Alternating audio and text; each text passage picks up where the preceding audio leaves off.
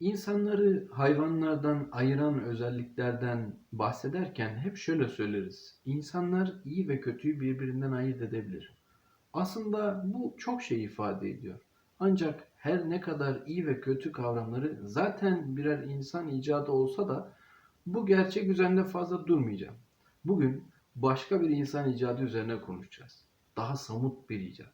Şu anda beni görmenizi ve duymanızı sağlayan, sizi dünyanın geri kalanına bağlayan, üretim ve tüketim yapmamızı kolaylaştıran bir icattan. En az iyi ve kötü kadar hayatımızın bir parçası olan bilgisayarlardan konuşacağız.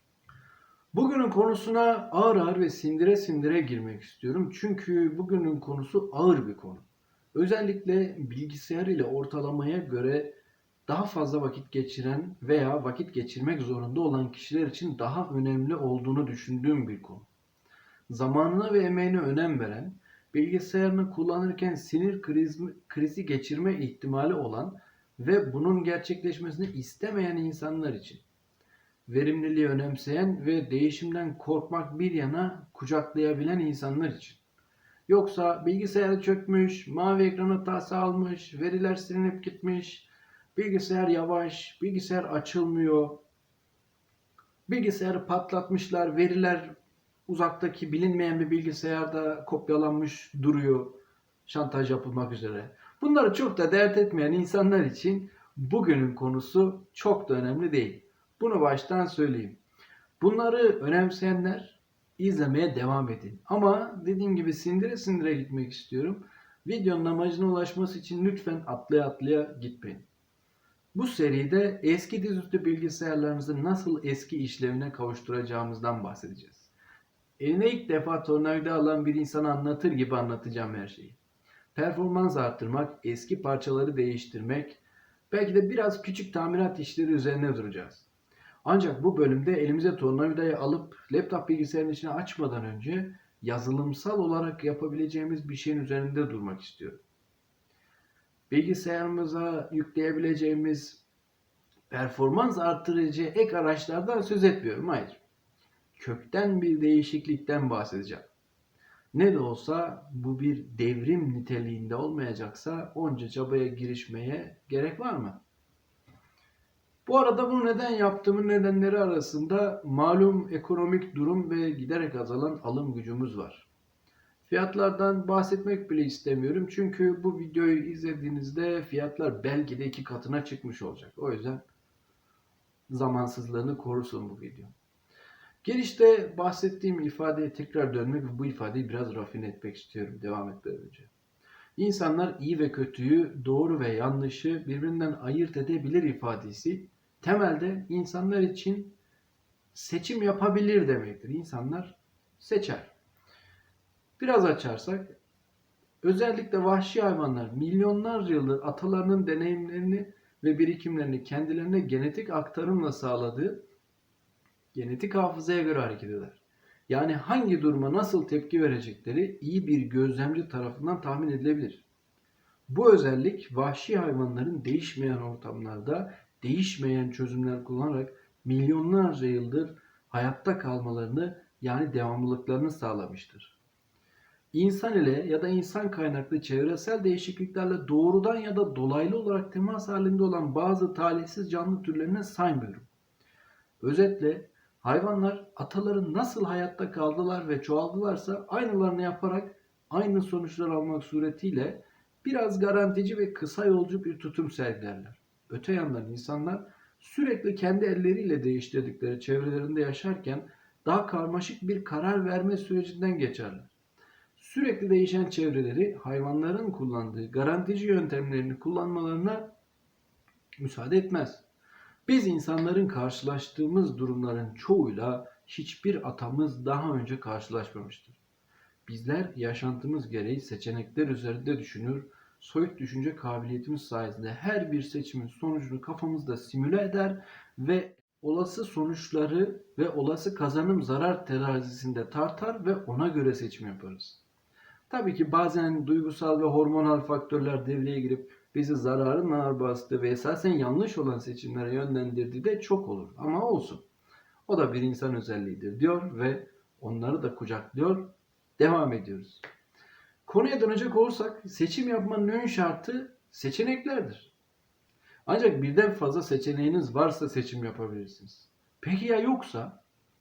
Ya da seçeneklerden bazıları bazı iç veya dış güçler tarafından duygularımız manipüle edilerek seçmememiz sağlanmış ve seçtiğimiz şeyin bizim kararımız olduğu illüzyonuyla yaşıyorsak.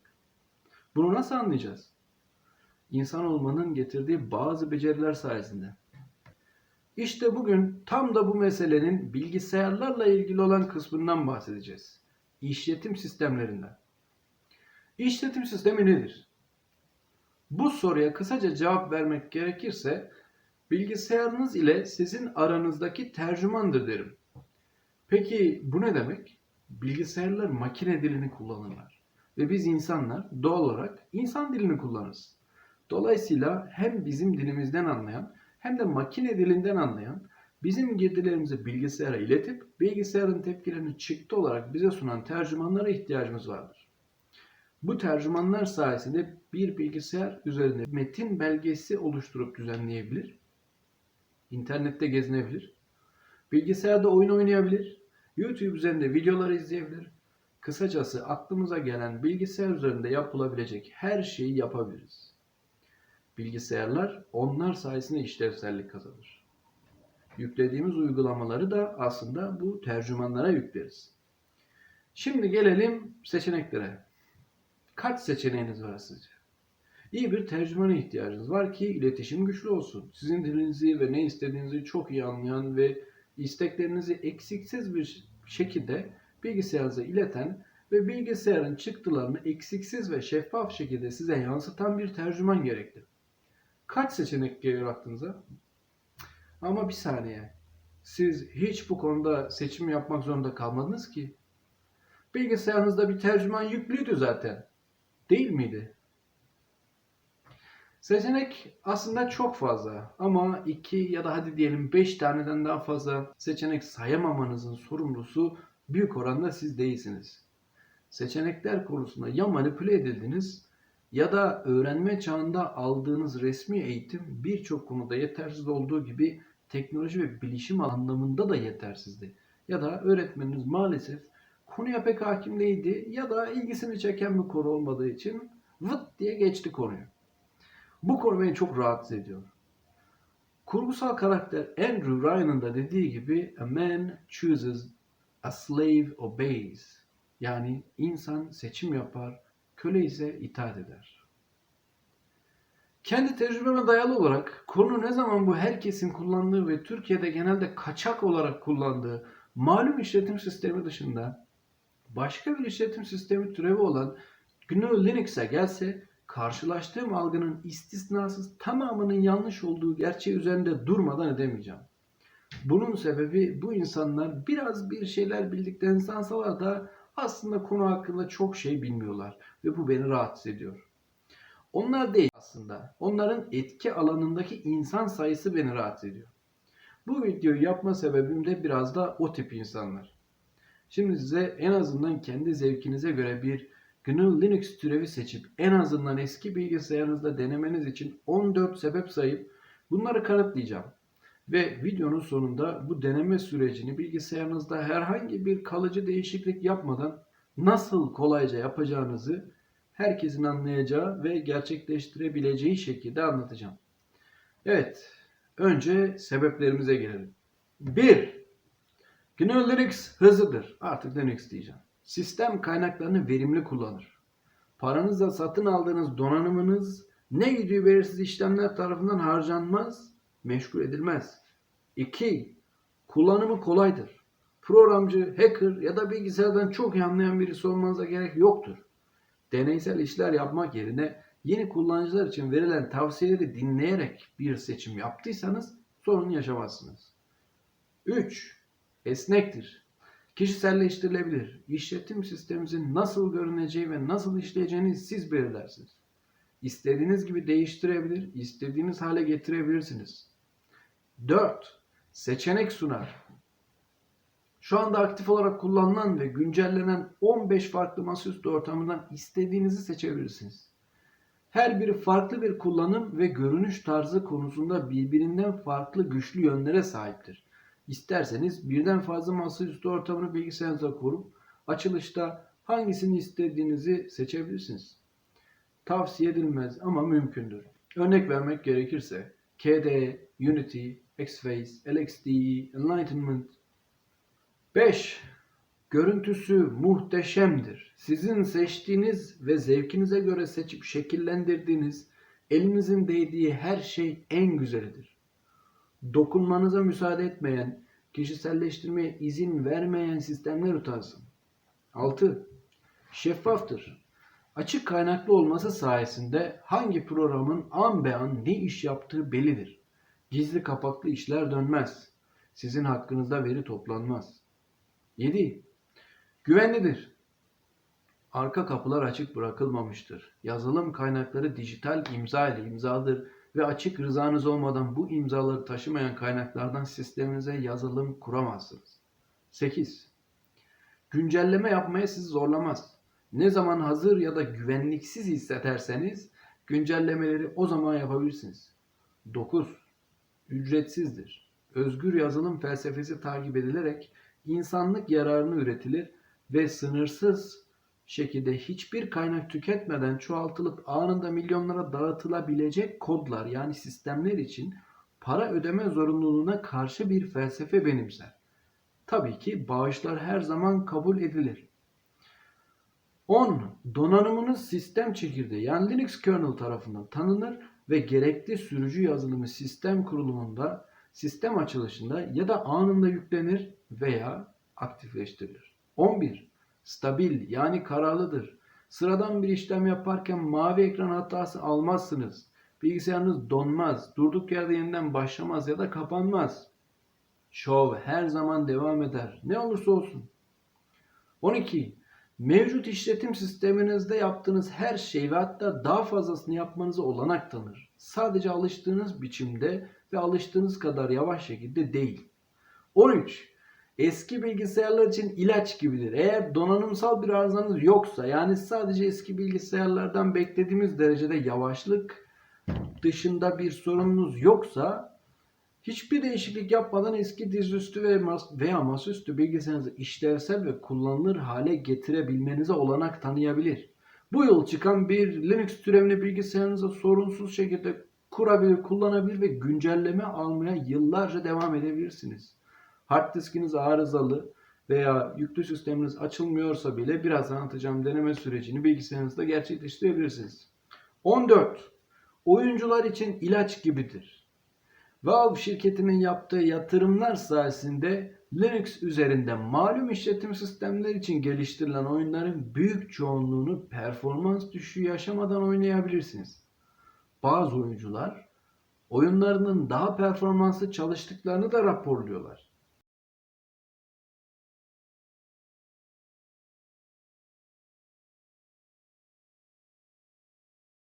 Şimdi bu denemeyi yapmak için hazır hissediyorsanız bir USB bellek de hazır edin. Çünkü bu diske sistem yükleyeceğiz. Ancak dikkat edilmesi gereken bir nokta bu USB bellek üzerindeki bütün veriler silinecek. Bu yüzden ya boş bir disk seçin ya da seçtiğiniz USB belleğin içindeki verileri bir yerlere kopyalayın. 4 GB ya da 8 GB kapasitesi olan bir USB bellek işimizi görecektir. Şimdi neyi deneyeceğimizi seçme zamanı. Yeni kullanıcılar için uygun olduğunu düşündüğüm yüzlerce seçenekten 3 tanesini sunmak istiyorum. USB disk oluşturma adımlarını bu 3 sistemde de aynı şekilde uygulayacağız. Ancak bu işlem için 15 dakika ya da yarım saatliğine çalışan bir bilgisayar gerekli. Kimin olduğu önemli değil. 1. Linux Mint X-Face Edition. 10 yıldan daha eski ve 2-3 GB RAM olan bilgisayarlar için bunu seçmenizi öneririm. Sade ve kullanımı kolaydır. Diğer iki seçenekte sunulan göz şenliğini yaşamazsınız belki ama kendine has sadelikten gelen bir güzelliği vardır. Linux Mint yeşili her zaman olduğu gibi ön tanımlı temaya hakimdir. Ama bunu tabii ki istediğiniz gibi, istediğiniz zaman değiştirebilirsiniz. 2. Ubuntu. Her şeyle farklılığını hissettiren ve kullanım kolaylığıyla ön plana çıkan bir işletim sistemi. Fazla ayar yapmadan da hoşunuza gidebileceğini düşündüğüm bir işletim sistemidir. 4 GB ya da daha fazla RAM'iniz varsa bu işletim sistemini öneririm. 3. KDE Neon. Görselliğe, pencere yönetimine ve sanal masaüstlerine her şeyden çok önem veren kullanıcıların seçebileceği kullanımı kolay bir işletim sistemi. 4 GB ya da daha fazla RAM'iniz varsa önerebilirim. Bu işletim sistemlerinin indirme linklerini kendi web sitelerinde ya da bu videonun açıklaması kısmında bulabilirsiniz. Şöyle bir not düşmek istiyorum. Verdiğim RAM sınırları en iyi kullanıcı deneyimini yaşamanız için verdiğim limitlerdir. Görsellik ve pencere yönetimi konusu önceliğiniz ama bilgisayarınızda 2-3 GB RAM mevcut diyelim. KDE Neon ya da Kubuntu deneyebilirsiniz. Bu bir engel değil. Yine çok verimli ve etkili olacaktır. Ama Xfce kadar hızlı olmayacaktır. Onu belirteyim. Şimdi seçimimizi yaptık. İşletim sistemimizi bilgisayarımıza indirdik. Bilgisayarımıza ISO uzantılı bir dosya inmiş olmalı. Şimdi o orada dursun. Biz USB diski hazırlamak için gereken uygulamayı indirelim. Yine özgür ve açık kaynaklı bir yazılım olan Rufus uygulamasını kendi sitesinden indirip çalıştırıyoruz.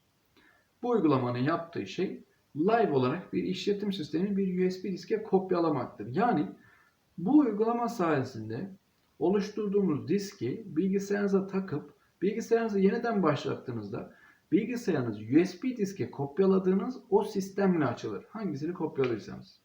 Bu prosedür bilgisayarınıza herhangi bir kalıcı değişiklik yapmaz. Çünkü sistem açılışta BIOS üzerinden aldığı bilgilere göre gerekli miktarda sistem hizmetlerini RAM yani geçici belleğe kopyalar ve hard disk veya SSD'nize herhangi bir şey kopyalamaz. Dolayısıyla bilgisayarınız RAM ve USB disk üzerinden açılmış olur. Sonraki adıma geçelim. Rufus programımızı çalıştırdık. Seçtiğimiz USB belleği bilgisayarımıza takıyoruz. Rufus ilgili alanda USB diskinizi görüyor olmalı. Seçimimizi yapıyoruz. Yanlış bir USB disk seçimi yapmamak için bilgisayarda varsa eğer diğer takılı USB diskleri çıkarmanızı öneriyorum. Sonra ilgili alanda az önce indirdiğimiz ISO dosyasını seçiyor ve Open'a tıklıyoruz. Başka hiçbir şeye dokunmadan Start butonuna basıyoruz. 10-20 dakika sonra USB diskiniz kullanıma hazır olacak. İşlem bittiğinde USB diski çıkarmadan bilgisayarı yeniden başlatacağız.